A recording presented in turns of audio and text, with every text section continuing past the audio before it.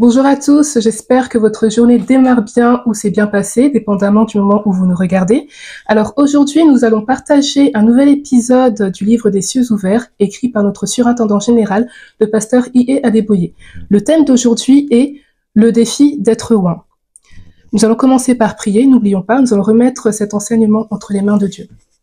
Seigneur Dieu, nous te remercions pour cette nouvelle occasion de nous réunir aujourd'hui, pour entendre de toi, pour entendre ta parole et la comprendre. Nous prions, Seigneur Dieu, pour que tu nous donnes la sagesse, que tu nous donnes l'inspiration, afin que nous puissions, Seigneur Dieu, complètement comprendre ce message que tu nous donnes aujourd'hui et que nous soyons capables, à notre tour, d'enseigner notre prochain. Merci Seigneur, au nom de Jésus-Christ, nous avons prié. Alors, comme je disais, le thème d'aujourd'hui, mercredi 10 avril, est les défis d'être oint. Les défis d'être oint. Pourquoi les défis d'être oint? Parce que souvent, quand on parle d'onction, quand on parle du fait d'être oint, on a souvent tendance à penser qu'il n'y a que des avantages, que des bénéfices à en tirer. Et aujourd'hui, dans cet enseignement, nous allons voir qu'il peut aussi y avoir des défis quand on souhaite être oint ou quand on l'est. Alors, notre surintendant général commence par une question. Voulez-vous être puissamment oint? C'est une question qu'il nous pose. Est-ce que vous voulez être oint puissamment? Alors, il nous rappelle que celui qui donne l'onction en a plus qu'assez pour tout le monde. C'est-à-dire qu'il peut y avoir beaucoup de personnes qui sont immensément oints parce que notre Dieu n'a aucune limite.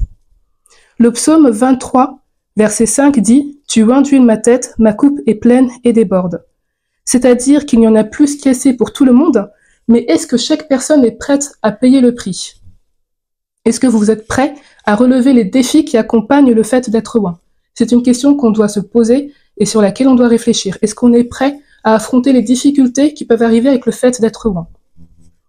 Dans le livre d'Hébreux chapitre 1, verset 9, il nous est dit que si on aime la justice et que si on haït l'iniquité, Dieu nous oindra de l'huile de joie au-dessus de nos semblables. Donc hier, notre surintendant général nous a parlé de certains avantages d'être oint, mais il nous rappelle que le fait d'être oint comporte aussi certains défis. Et le principal défi d'être oint, c'est la corruption. Pourquoi? Parce que le pourvoi peut corrompre les personnes. C'est-à-dire que plus on a d'onction, plus on peut être à même à être corrompu. Et c'est pour ça qu'on doit être très prudent quand on a de l'onction, de manière à ne pas abuser du pouvoir, parce qu'il peut y avoir certains dangers aussi à cela. Dans Nombre, chapitre 20, du verset 1 à 13, en particulier le verset 10, Moïse a dit au peuple, « Écoutez donc, rebelles, est-ce de ce rocher que nous vous ferons sortir de l'eau ?» Et dans cet épisode de la Bible, dans quelques minutes auparavant, il était face contre terre devant Dieu, en demandant une solution au problème. Et dès que Dieu a dit à Moïse quoi faire, il s'est tourné vers le peuple qu'il avait provoqué et il les a appelés rebelles, et a parlé comme si c'est lui qui avait le pouvoir de faire sortir l'eau du rocher, alors que ce pouvoir-là venait de Dieu et pas de lui. Au verset 12, Dieu lui a même dit à Moïse, parce qu'il n'a pas sanctifié aux yeux du peuple, parce que Dieu ne l'a pas sanctifié aux yeux du peuple, eh bien, Moïse n'entrera pas dans la terre promise. Donc ça, c'est un exemple de ce que le fait d'abuser du pouvoir qu'on nous a accusé peut amener. Notre pasteur I.E. Adeboye rajoute aussi qu'il a toujours dit aux pasteurs de l'église RCCG que personne ne doit avoir l'impression d'avoir guéri par eux-mêmes des gens. Pourquoi? Parce que le pouvoir vient de Dieu et ils ne sont que des canaux. Donc en fait, au lieu de se sentir supérieur aux autres parce que nous avons de l'onction, on doit reconnaître que nous avons du privilège et utiliser cette onction à bon escient. D'ailleurs, notre pasteur I.E. Adeboye rajoute qu'un homme de Dieu qu'il a connu lui a dit un jour que si on enlevait Dieu de sa vie, eh bien il ne lui resterait pas grand-chose. Eh bien notre pasteur était d'autant plus surpris parce que lui, notre pasteur, pense que si il n'a pas Dieu dans sa vie, eh bien il n'aurait plus rien dans sa vie. Et c'est la même chose pour tous d'entre nous. Nous devons reconnaître que sans Dieu, nous sommes rien et que sans Dieu, nous n'avons rien. Alors, ce qu'on a comme rappel aujourd'hui, c'est que on ne doit pas oublier que sans Dieu, nous ne sommes rien, comme j'ai dit auparavant, et que quiconque pense qu'il ou elle peut être quelque chose sans Dieu est clairement sur le chemin de la destruction.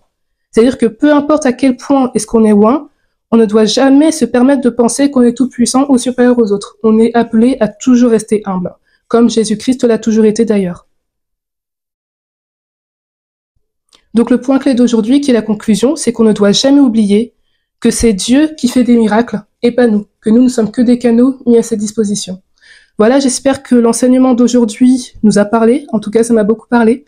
J'espère que vous allez pouvoir réfléchir, J'y réfléchirai aussi. Et j'espère que Dieu vous rendra, que Dieu nous rendra, et qu'on sera capable d'utiliser ces pouvoirs qui vont avec à bon escient sans jamais en abuser. Donc maintenant, nous allons prier. Seigneur Dieu, nous te remercions, nous te rendons gloire et grâce. Merci pour ce nouveau message qui nous parle aujourd'hui. Seigneur Dieu, nous te remercions car tu nous rappelles qu'en étant loin, on ne doit jamais oublier que tous les pouvoirs viennent de toi et que tous les prodiges que nous pourrions faire grâce à toi ne viennent pas de nous, mais de toi-même. Seigneur Dieu, je prie pour que nous continuions à être des vases, à être des canaux saints pour toi. Et nous prions, Seigneur Dieu, pour que tu nous donnes cette grâce de ne jamais nous éloigner de toi. Que ton nom soit glorifié. Merci, Seigneur, nous remettons toutes ces journées, toute cette semaine entre tes mains. Et nous prions, Seigneur Dieu, pour que nous n'oublions jamais cet enseignement. Merci pour tout, Seigneur Dieu. Au nom de Jésus-Christ, nous avons prié. Voilà, très bien. Nous avons fini l'enseignement d'aujourd'hui. Je vous souhaite une très bonne journée. À bientôt.